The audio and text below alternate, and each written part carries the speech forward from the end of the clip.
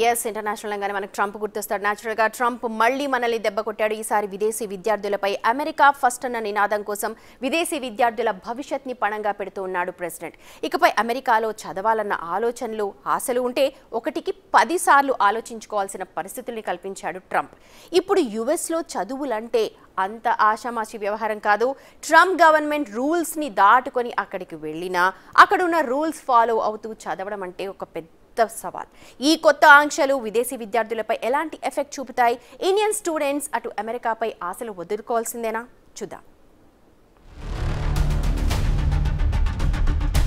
America అధ్యక్ష పగ్గాలు చేపట్టిన నాటి నుంచి సంచలన నిర్ణయాలు తీసుకుంటూ వస్తున్న ట్రంప్ ఈసారి విదేశీ విద్యార్థులపై పడ్డారు. అమెరికా యూనివర్సిటీల్లో చదువుకోవాలనుకునే స్టూడెంట్స్ పై కఠిన ఆంక్షల్ని అమల్లోకి తెస్తున్నారు. దాంతో ఇప్పటికే గందరగోళంలో ఉన్న విద్యార్థులకు మరో దిగులు పట్టుకుంది. అదే social media screening and vetting. విదేశీ విద్యార్థుల సోషల్ మీడియా ఖాతాల తనిఖీపై అగ్రరాజ్యం ఫుల్ ఫోకస్ పెట్టింది. ఈ క్రమంలో ప్రపంచ వ్యాప్తంగా ఉన్న అమెరికా ఎంబసీల్లో స్టూడెంట్ వీసా ఇంటర్వ్యూలను నిలిపివేయాలని అమెరికా విదేశాంగ మంత్రి మార్కో రూబియో ఆదేశించారు. తదుపరి మార్గదర్శకాలు వచ్చేంత వరకు కొత్తగా స్టూడెంట్ వీసా కోసం దరఖాస్తు చేసుకునే వారి ఇంటర్వ్యూల షెడ్యూలింగ్ ని అమెరికా నిలిపివేసింది. ఇప్పటికే షెడ్యూల్ అయిన వారి వీసా ఇంటర్వ్యూలు మాత్రం యథావిధిగా జరుగుతాయి. ప్రధానంగా అమెరికా జాతీయ భద్రతకు విదేశీ విద్యార్థులు భంగం కలిగిస్తున్నారని, వివిధ రకాల ఆందోళనల్లో పాల్గొనేందుకు తమ దేశానికొస్తున్నారని ట్రంప్ సర్కార్ ఆరోపిస్తోంది. దాంతో విదేశీ స్టూడెంట్ల సోషల్ మీడియా ప్రొఫైల్స్ ని పరిశీలిస్తోంది అమెరికా ప్రభుత్వం. ఏదైనా జాతీయ భద్రత ముప్పుగా భావించే కాంటెంట్ పోస్టు చేసి ఉంటే వీసా రద్దయ్యే అవకాశం ఉంది. అంతేకాదు అమెరికా యూనివర్సిటీలు, కాలేజీల్లో చదివే విదేశీ విద్యార్థులు సరిగ్గా క్లాసులకు హాజరు కాకపోయినా, కోర్సులు మధ్యలోనే మానేసిన, విద్యా సంస్థలకు ముందస్తు సమాచారం లేకుండా స్టడీ ప్రోగ్రాం నుంచి వెళ్లిపోయినా వీసాలు రద్దు చేస్తామని అమెరికా ప్రభుత్వం హెచ్చరించింది. వీళ్లంతా భవిష్యత్తులో అమెరికా వీసాలు పొందే అర్హతను కూడా కోల్పోయే ఛాన్స్ ఉంది. కొందరు విద్యార్థులు చదువు పేరుతో అమెరికాకొచ్చి స్టూడెంట్ వీసాలను ఇతర ప్రయోజనాలకు వాడుతున్నారని అమెరికా గుర్తించింది. అందుకే కఠిన నిర్ణయాలను అమలు చేస్తోంది. తాజా పరిణామాలు విదేశీ విద్యార్థులకు, ముఖ్యంగా భారత్ నుంచి వెళ్లి అమెరికాలో చదువుకోవాలని ఆశిస్తోన్న స్టూడెంట్స్ కు ఆందోళన కలిగిస్తున్నాయి. ఈ నిబంధనల వల్ల వీసా ప్రాసెసింగ్ ఆలస్యమై విద్యార్థుల అడ్మిషన్లు ప్రభావితమయ్యే అవకాశం ఉంది. అయితే ట్రంప్ ప్రభుత్వం విదేశీ విద్యార్థులపై ఇంత కఠినంగా వ్యవహరించడానికి అనేక కారణాలున్నాయి. ట్రంప్ పాలనలో అమెరికా ఫస్ట్ అనే నినాదం బలంగా ఉంది. ఇందులో భాగంగా జాతీయ భద్రతకు ముప్పుగా భావించే ఏ అంశాన్నైనా తీవ్రంగా పరిగణిస్తున్నారు. విదేశీ విద్యార్థులు తమ వీసాలను దుర్వినియోగం చేస్తున్నారని, కొందరు స్టూడెంట్స్ గూఢచర్య కార్యకలాపాల్లోనూ పాల్గొంటున్నారని అమెరికా భావిస్తోంది. అంతేకాదు యూనివర్సిటీల్లో జరుగుతోన్న నిరసనల్లో పాల్గొని శాంతి భద్రతలకు భంగం కలిగిస్తున్నారని ఆరోపణలున్నాయి. ముఖ్యంగా పాలస్తీనా అనుకూల నిరసనలు, సెమిటిజం వ్యతిరేకత లాంటి అంశాలపై యూనివర్సిటీలు సరైన చర్యలు తీసుకోవట్లేదని ఆరోపిస్తున్నారు ట్రంప్. మరోవైపు విదేశీ విద్యార్థులు అమెరికాలో చదువు పూర్తయ్యాక అక్కడే ఉపాధి అవకాశాలు పొందాలనే ఆలోచనతో ఉన్నారు. ఇది అక్కడున్న అమెరికా పౌరుల ఉపాధి అవకాశాలను దెబ్బతీస్తోందని ట్రంప్ ప్రభుత్వం భావిస్తోంది. అందుకే ఆప్షనల్ ప్రాక్టికల్ ట్రైనింగ్ లాంటి కార్యక్రమాలను కూడా పరిమితం చేయాలని చూశారు. ట్రంప్ తన పాలనలో వలస విధానాలను కఠినతరం చేయాలనే ప్రధాన ఎజెండాను అమలు చేస్తున్నారు. ఇందులో విదేశీ విద్యార్థుల నియంత్రణ కూడా ఓ అంశంగా కనిపిస్తోంది. 2023 డేటా ప్రకారం అమెరికాలోని అన్ని కాలేజీల్లో కలిపి 8,38,953 మంది విదేశీ విద్యార్థులున్నారు.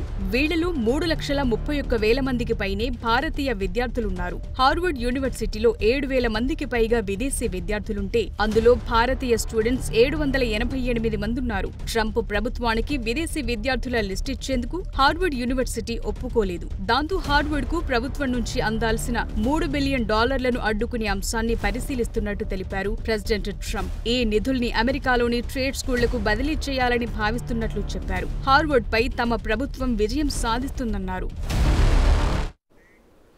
మరి ట్రంప్ నిర్ణయాలపై అక్కడి ప్రజలు ఏమనుకుంటున్నారు చెప్పడానికి అమెరికా నుంచి మనతో యష్ బొద్దులూరి జాయిన్ అవుతున్నారు. హలో అండి, good morning for you. Good morning madam, బాగున్నారా? యా ఫైన్ అండి. యష్ గారు, ఇప్పుడు ట్రంప్ తీసుకున్న నిర్ణయం ఎలా చూస్తారు మీరు? అంటే యాజ్ ఎన్ఆర్ఐ కాకుండా కరెక్ట్ డెసిషన్ అంటారా, కాదంటారా? అంటే ఇప్పుడు ట్రంప్ చేస్తున్న నిర్ణయాలు కూడా చాలా క్యాటిక్ గా ఉన్నాయండి అమెరికాలో. అది స్టూడెంట్ విషయాల్లో మరీ ఎక్కువ క్యాటిక్ గా ఉంది. ట్రంప్ గారు వచ్చిన తర్వాత స్టూడెంట్స్ మీద ఉక్కుపాదం మోపడం అనేది జరుగుతుంది కూడా.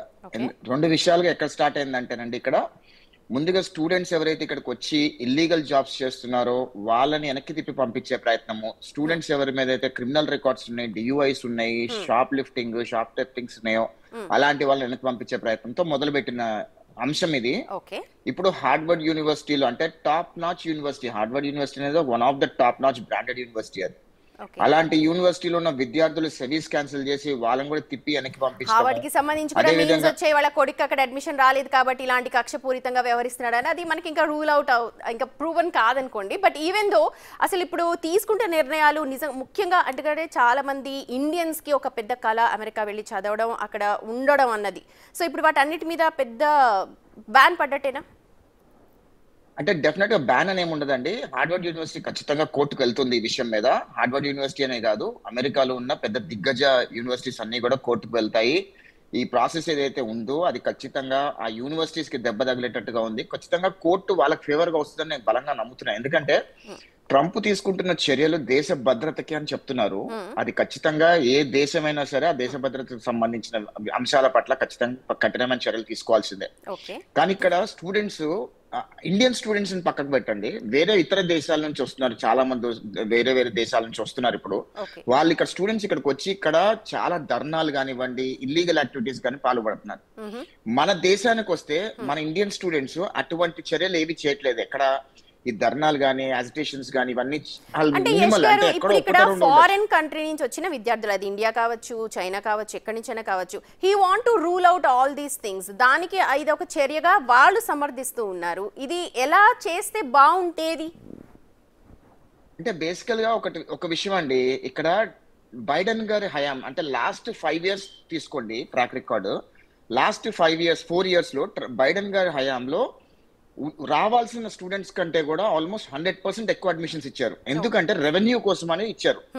అక్కడ నుంచి మొదలైన ఇదంతా కూడా ఇష్టం వచ్చిన, అంటే 10 years బ్యాక్ వాళ్ళు చదువుకోవడం అయిపోయిన తర్వాత మాస్టర్స్ పెట్టుకొని రావటము, విచ్చలవిడిగా వీసాలు ఇచ్చేయటము గత అడ్మినిస్ట్రేషన్ లో జరగడం జరిగింది. ఆ అడ్మినిస్ట్రేషన్ లో చేసిన తప్పులన్నీ కూడా ఇప్పుడు ఈ అడ్మినిస్ట్రేషన్ లో క్లియర్ చేసే ప్రయత్నం చేస్తున్నారు ట్రంప్ అని నేను అనుకుంటున్నా. ఎందుకంటే లాస్ట్ అడ్మినిస్ట్రేషన్ ప్రాసెస్ లో ఏదైతే డిఫైన్ చేసి పెట్టున్నారో ఆ ప్రాసెస్ వల్ల దేశ భద్రత కలుగుతుంది అని చెప్పి ఇప్పుడున్న అడ్మినిస్ట్రేషన్ భావిస్తుంది.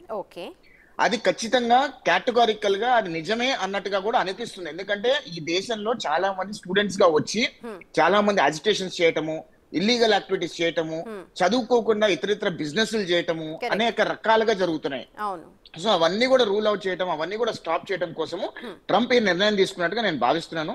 అది స్టూడెంట్స్ ఒక్కరికే కాదండి, రాబోయే రోజుల్లో ఇతర ఫారెన్ ఎన్ఆర్ఐస్ ఎవరైతే అంటే ఇక్కడ చదువుకోవడానికి వచ్చిన వాళ్ళు కానివ్వండి, ఇక్కడ ఉద్యోగాలు చేసుకోవడానికి వచ్చిన వాళ్ళు అందరికి కూడా యశ్ గారు అదే క్లారిటీగా ఎంబసీ నుంచి కావచ్చు, లేకపోతే అమెరికా కూడా అదే చెప్తోంది, క్లాసెస్ వచ్చేది చదువుకోవడానికి కాబట్టి మీరు క్లాసెస్ ఎగ్గొట్టినా సరే, లేకపోతే ఏ రీజన్ లేకుండా క్లాసెస్ కి రాకపోయినా, మీ సెమిస్టర్స్ ఏవి కాకపోయినా మీ వీసాస్ క్యాన్సిల్ చేయాలి.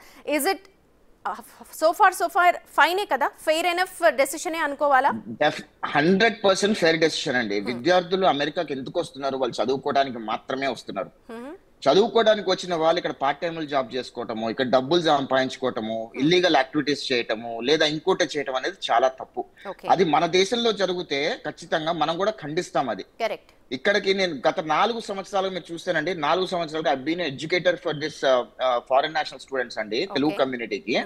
ఖచ్చితంగా చెప్తూనే ఉన్నాం, మీ పిల్లలకి ఇక్కడ చదువుకునే స్తోమత ఉండి మీరు ఫుల్ ఫీ పే చేయగలిగితేనే మీ పిల్లల్ని పంపించండి. లేదా మీరు ఏదో ఫస్ట్ ఏదో ఒక 5 లక్షలు కట్టేసి 10 లక్షలు కట్టేసి మీ పిల్లల్ని ఇక్కడ పంపించేసి మీరు చావండ్రా అనుకుంటే వాళ్ళు ఇక్కడ ఇల్లీగల్ జాబ్స్ చేస్తారు. ఆ ఇల్లీగల్ జాబ్స్ చేయడం వల్ల అవేర్నెస్ అనేది మనలో కూడా రావాలి. సో ట్రంప్ ని ఇప్పుడు అనడం కాదు, అవేర్నెస్ అనేది మనకి ఇక్కడ మన వాళ్ళకి కూడా ఉండాలి, పేరెంట్స్ ఎవరైతే పంపుతున్నారో వాళ్ళకి కూడా ఉండాలంటారు.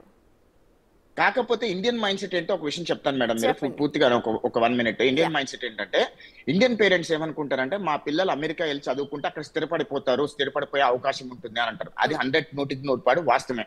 కానీ పేరెంట్స్ మైండ్ సెట్ ఎలా ఉండాలి అని అంటే, నా పిల్లల్ని అమెరికా పంపించినప్పుడు ఫుల్ ఫీ తల్లిదండ్రులు పే Pay చేయగలిగేటట్టు చేసి, ఉంటేనే అమెరికా పంపించండి. Correct. ఫుల్ ఫీ పే చేసిన తర్వాత మాస్టర్స్ అయిపోయిన తర్వాత తదనంత పరిణామాల్లో ఓపీటీ, సిపిటి, H1 వీసాలు అవన్నీ కూడా ప్రాసెస్ ఉంటుంది. అంతేగాని ఇక్కడ తల్లిదండ్రుల మైండ్ సెట్ ఏంటి అంటే ఏదో ఒక 5 లక్షలు కట్టేసామా, అమెరికా పంపించేసామా, అమెరికా వీసా వచ్చి వెళ్ళిపోయిందా, అక్కడ వాళ్ళు పార్ట్ టైమ్ జాబులు చేస్తున్నారు, Right, ఏదో ఒక right. రకంగా వాళ్ళు కింద మీద పడి బతికేసి ఫీల్ కట్టేసుకొని దాని Correct. తర్వాత ప్రాసెస్ లో పడతారని అది తప్పండి. Right, okay, thank you so much Yash గారు మాతో జాయిన్ అయినందుకు. మొత్తానికి ట్రంప్ నిర్ణయం కాస్త కఠినంగా ఉన్నప్పటికీ కూడా అమెరికా ఫస్ట్ అనే నినాదాన్ని ఆయన తూచా తప్పకుండా పాటిస్తూ ఉన్నారు. ఇక్కడ ఉన్న పేరెంట్స్ కూడా ఆలోచించుకోవాలి, తాము బేర్ చేయగలిగితేనే, అంటే కేవలం ఎడ్యుకేషన్ సంబంధించే కాదు, ఆ తర్వాత చాలా ప్రాసెస్ ఉంటాయి, అక్కడ అప్లై చేసుకోవాల్సింది ఉంటుంది, ఆ డాలర్స్ అన్ని కూడా మనం బేర్ చేయగలిగితేనే మన పిల్లల్ని అక్కడ పంపించాలి అని చెప్పి